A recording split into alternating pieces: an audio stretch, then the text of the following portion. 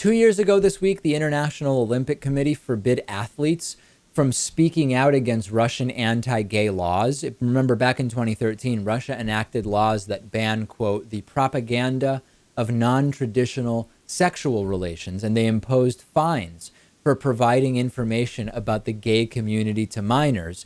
Gay activists were being brutalized. Everyone was wondering, well, how is this going to affect the Olympics?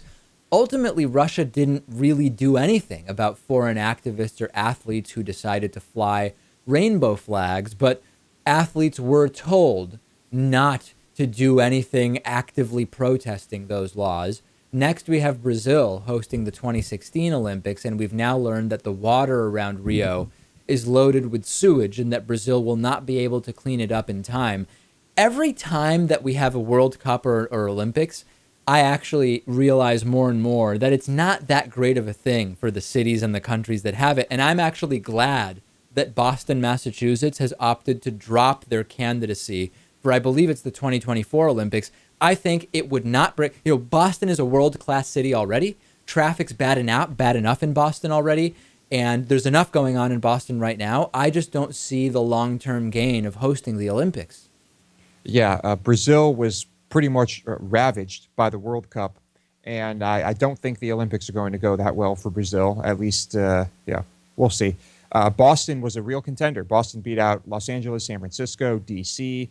It looked like they could have been the city, but luckily the mayor withdrew, and I'm thrilled about that, as I will be I might be living there at that time. There's going to be a Formula. I don't remember if it's IndyCar or Formula One. To be honest, I don't know the difference between Formula One and IndyCar, but I've been told there is a difference. But to me, they both look quite similar.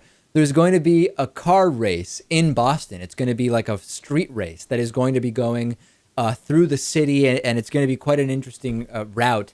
And it's apparently going to go just a couple blocks from where I'm going to eventually be living in Boston. But it's just going to be a one-day thing, is my understanding.